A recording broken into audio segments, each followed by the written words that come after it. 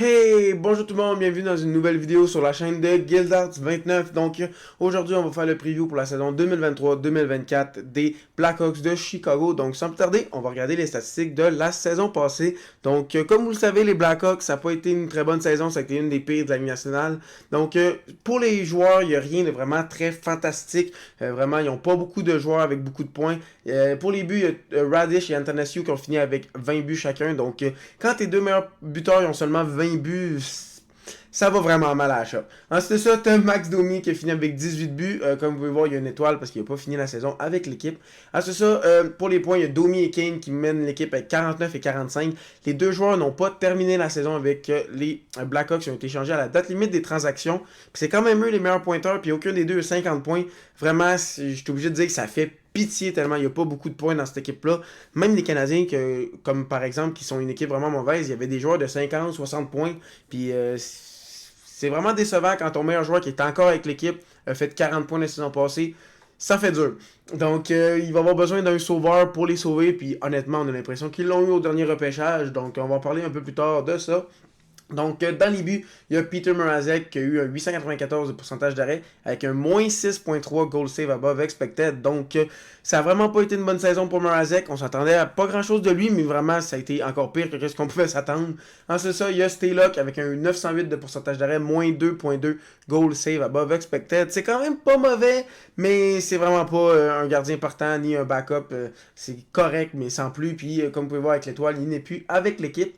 Ensuite ça, il y a Stober avec un 911 de pourcentage d'arrêt et un 1.6 goal save above expected. Ça, c'est quand même vraiment pas mauvais. On va voir s'il est capable de prendre une des deux places cette année dans les buts pour les Blackhawks. Ensuite ça, il y a Soderblom avec un 894 et un moins 3.8. Lui non plus, ça n'a pas été très bon. Donc dans les buts, ça n'a vraiment pas aidé l'équipe. Ça a vraiment été désastreux. À part Stober, aucun des sont dans le positif pour les goal save above expected. Donc quand tes gardiens accordent plus de buts qui sont supposés, c'est sûr que ça va pas bien aller. Ensuite ça, si on regarde pour les statistiques d'équipe, ça aussi c'est désastreux comme vous le savez. Ils ont fini avec 59 points, 26 victoires, 8e de leur division et 30e de la Ligue nationale à égalité dans les points avec la 31e équipe. Mais le tiebreaker allait pour eux, donc ils ont fini 30e. Ensuite ça, pour l'avantage numérique, ils sont 28e avec 16,4%. Donc c'est pas très bon, c'est même très mauvais. Ce sont des avantages numériques, ils sont quand même 22e, c'est pas incroyable, c'est pas ça que je dis, mais c'est quand même pas super pour une équipe qui était à 30e, donc ça c'est peut-être un point positif, mais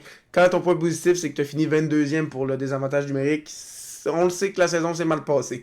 Donc ils ont fini avec 76,2%. Pour les buts pour, ils ont fini bon dernier. Il n'y a personne qui a fait de pire. Ils ont eu seulement 202 buts. Comme je vous avais dit tantôt quand on a parlé des joueurs, quand ton meilleur joueur qui est encore avec l'équipe a seulement 40 points, ça vole pas haut, disons.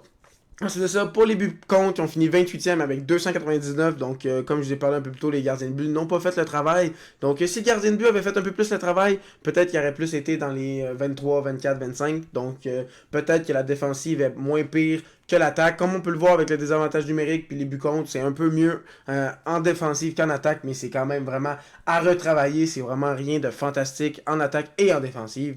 Donc, si on regarde les joueurs et qui sont partis, les joueurs qui sont arrivés dans l'off-season, nous avons en addition Taylor Hall, Foligno, Donato et Perry. C'est quand même des bonnes additions. C'est des vétérans qui vont pouvoir aider les jeunes joueurs de cette équipe-là. Ça va les aider aussi à ce que les jeunes joueurs aient de la progression. Parce que si tu fais juste jouer des jeunes joueurs, mais avec personne, ils vont pas bien se développer. Donc, c'est des bonnes ajouts. Puis aussi, c'était pour atteindre le plancher du cap salarial. Donc, ils ont signé Foligno 4 millions, Perry 4 millions, Taylor Hall il y a 6 millions. Donc, ça a augmenté leur masse salariale qu'ils ont amené au plancher. J'ai mis Bédard en parenthèse. Parce que d'habitude, quand je mets dans les additions, je mets personne qui s'est fait repêcher. Je mets pas les joueurs qu'ils ont eu au repêchage, mais Bédard, on est obligé d'en parler parce que c'est le gros morceau, c'est le sauveur. Ils ont réussi à gagner la loterie du repêchage de 2023 et ils ont repêché Connor Bedard, le fameux prodige. Donc on va voir qu'est-ce que ça va donner. Est-ce qu'il va être super bon dès sa première saison? Selon moi, oui. Donc c'est pour ça qu'ils sont surtout allés chercher des joueurs comme Taylor Hall qui va probablement jouer avec Connor Bedard. Donc j'ai vraiment hâte de voir comment Bedard va se développer. Parce que ça, il y a quand même plusieurs joueurs qui sont partis, mais c'est rien de fantastique. Il y a Jonathan Toews, on le savait, il va probablement prendre sa retraite. Kara, Staylock, Caleb Jones, Bjork, Englund, Mitchell, Robinson et Regula, il n'y a rien vraiment de grosse perte. Honnêtement, aucun joueur est une grosse perte, à part peut-être Jonathan Toews, mais on le savait déjà, puis il arrêtait pas de regresser. Oui, c'était leur capitaine, peut-être que ça va faire mal, mais honnêtement, aucune grosse perte. autre que peut-être Domi et Kane, mais ça c'était à la date limite la saison passée, donc ça on le savait déjà. Donc vraiment ça va être une équipe qui va être à peu près au même niveau selon moi, donc on va voir l'alignement possible que les Blackhawks peuvent avoir la saison prochaine. Donc, en attaque, j'ai mis Taylor Hall avec Bedard et Radish. Donc, moi, j'aurais mis plus Antanasio, mais j'ai entendu dire que probablement que ça va être ça le premier trio. J'ai entendu dire que Bedard allait probablement jouer avec Radish et Taylor Hall. Donc, on va voir qu'est-ce que ça va donner. Comme deuxième trio, on a Kourachev avec Reichel et Antanasio. Reichel, c'est aussi un joueur que j'ai hâte de voir jouer. Plusieurs personnes disent des bons mots de lui. C'est un jeune joueur. Donc, on va voir qu'est-ce que ça va donner.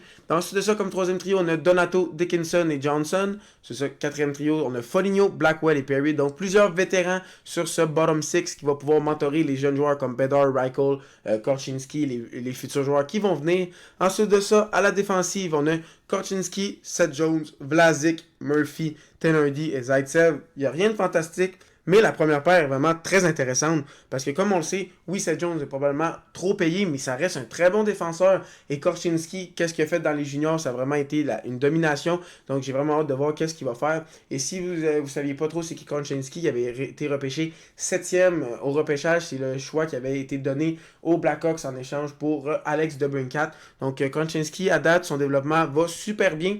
Donc, j'ai vraiment hâte de voir Bedard, Korchinski et Reichel. Donc, ça va être une belle saison pour voir les jeunes des Blackhawks. Mais dans les buts, ça va être vraiment compliqué. C'est Mrazek et Soderblom. J'ai pas mis Stauber, même si c'est lui qui a les meilleures statistiques parce qu'il est un peu plus jeune. Puis aussi, il n'a pas tant joué, c'est pour ça qu'il y a des belles statistiques. Donc, on va voir qu'est-ce que ça va donner. Ça va être un ménage à 3, on va voir qui joue le mieux. Mais honnêtement, je pense pas que les Blackhawks essayent d'avoir un gardien numéro 1. Je pense pas qu'ils essayent de gagner la coupe. Vraiment pas. Sinon, il n'y aurait pas cet aliment-là. Donc, on va voir ce que ça va donner.